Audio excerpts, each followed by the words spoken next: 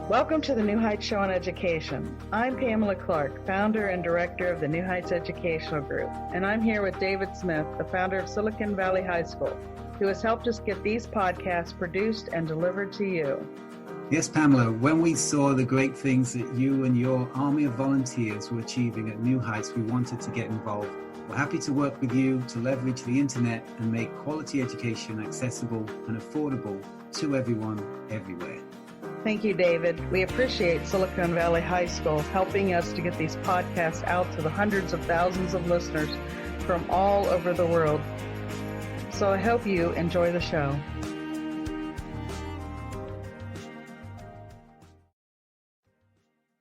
In this week's episode, we will discuss education reform on mission. Hello, everyone.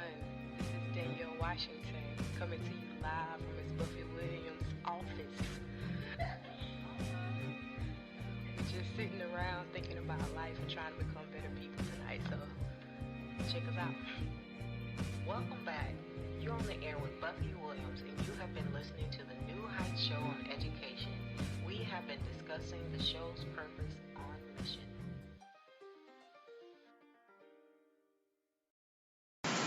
Good evening. This is your host, Buffy Williams, and you're listening to the New Heights Educational Group, the New Heights Show on Education. Tonight's topic is art education.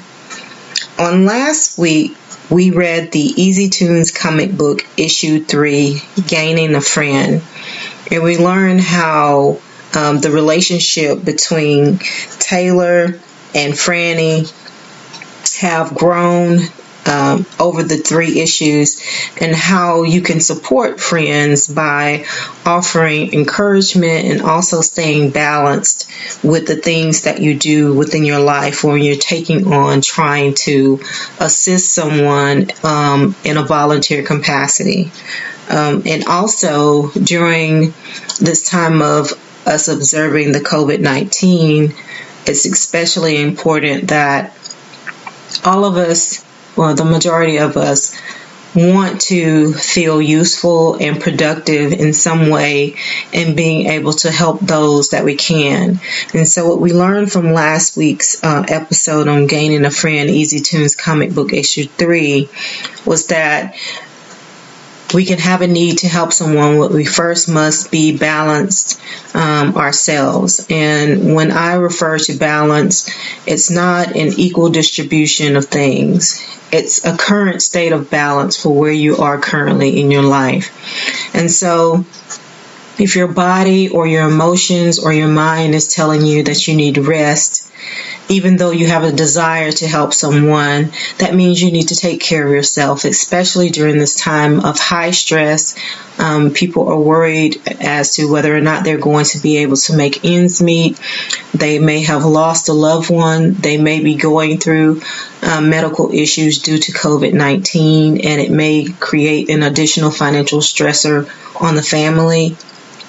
And it's a high stress time for the world, but I encourage you to stay in a centered place of peace and draw on wherever your strength comes from. Now is the time for us to go inward and realize the strength that we have within us and do the things that are necessary for you. Do what's in front of you, and then everything else will fall into place. And I believe that opportunity will present itself for you to be useful and helpful in someone's life. So if you would just take a brief pause with me. Again, we want to remember all the ones who have been lost to COVID-19, also the ones who are essential workers and who are carrying us through this time.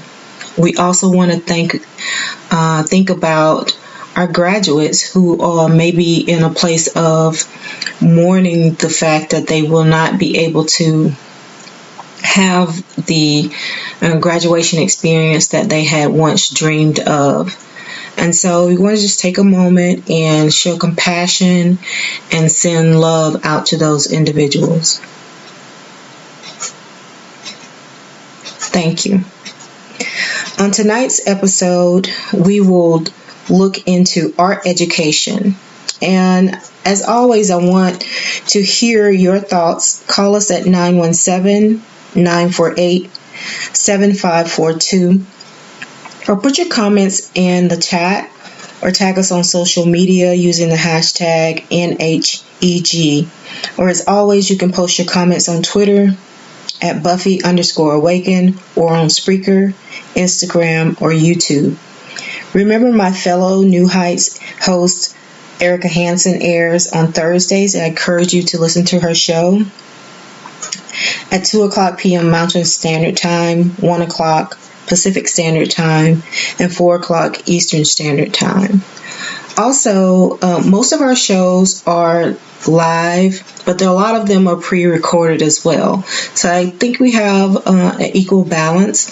So for those of you out there who are leaving me comments on YouTube or on Instagram and Spreaker, from time to time you will hear me call out those persons' names, and I really appreciate you, my fan base, for supporting me and for supporting New Heights Show on Education, because it's very important. The majority of the volunteers do have a day job, if we're fortunate enough to be working during this time. So this is a passion for us. We love to bring these topics to you who are passionate about education, homeschooling, literacy, and our students, and for our future of education. So I just want to thank you for posting those comments, and I may not mention them at every show, but I do like to acknowledge the fact that you are a big supporter. So let's get on with the show. When you think about art education, we want to look at the arts. Music, dance, theater, all of those things are encompassed in it. And I can remember growing up in elementary school, art education was a big part of what we did in school, and I particularly enjoyed the arts. I would consider myself an artsy type person. I've always been interested in theater, music, dance, but when I came up, my parents didn't really have a lot of discretionary funds to necessarily put me in dance class. And that was one of the things that I really wanted to do that I did not get an opportunity to do. I wanted to study jazz dance, and I was always in some way dabbling in the arts, and I have an affinity and a love for the theater and music, and so it's kind of a part of my natural gravitation to the arts. But then there are some students who don't necessarily like one particular thing or another. Maybe they like to go to museums, or they like to go to community theater, but I can see very clearly when you walk through a school if they have a heavy influence in art education, because usually they will display the students' art on the walls, and they will have exhibits at the local museums. And I think that's a beautiful way to encourage students to continue to be passionate about the arts, even if it's not something that they're naturally gifted at. They can take these art classes and learn different techniques, and whether it's digital or hands-on acrylic painting or charcoal painting or freehand drawing, they can explore different avenues and talents that they may not have known were there, and you have to hone in and develop those skills. And also, a lot of colleges, well, not colleges, but elementary schools and high schools will take their students to see theater plays or musicals during the holidays or throughout the year. And so I know that with literature, they may go see a play, and all of those things kind of enhance the learning experience. And so one of my sources today is the American for the Arts, and of course I also have ed.gov as one of my sources. I have a quote for you today, and it reads, "The art of people is a true mirror of their minds." Nehru, and that's spelled Nehru. The art of people is a true mirror of their minds, because that is a beautiful statement. It's like whether someone is going through a tragic moment, sometimes you can feel it in the artwork, whether it's in sculpture or in a painting or in a photograph. These things, they really capture kind of what we're thinking about at that time and the emotions for it. But we want to talk about art education, and there are some fast facts about art education. One of those is that students who are involved in the arts are usually 4 times more likely to be recognized for academic achievement.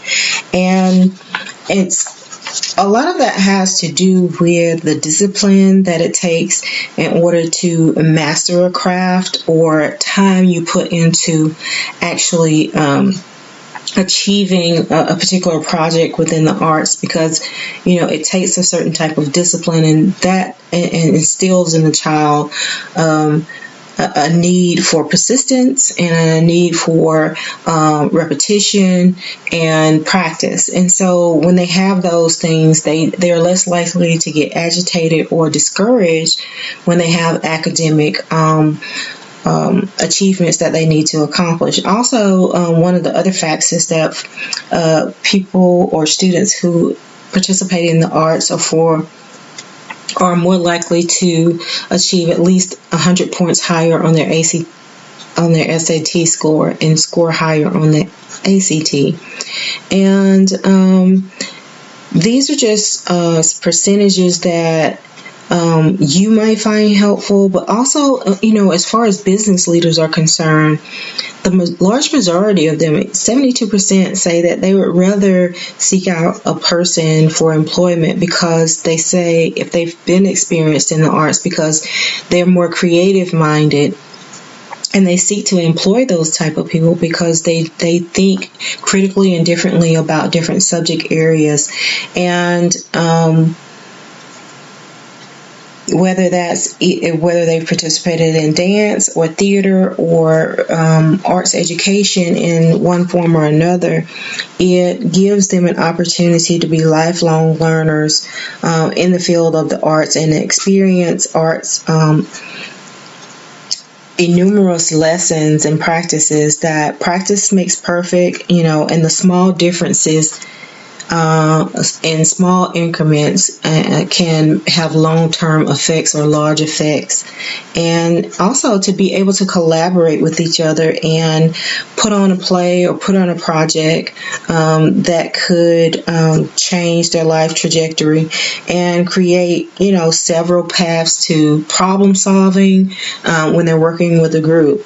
And so today we're talking about art education and how it affects the students long term, and also is beneficial for them to have lifelong skills that will make them a more well-rounded person, and also have a more well-rounded education. So you are listening to Buffy Williams with the New Heights Educational Group, the New Heights Show on Education, and we'll be back after the break.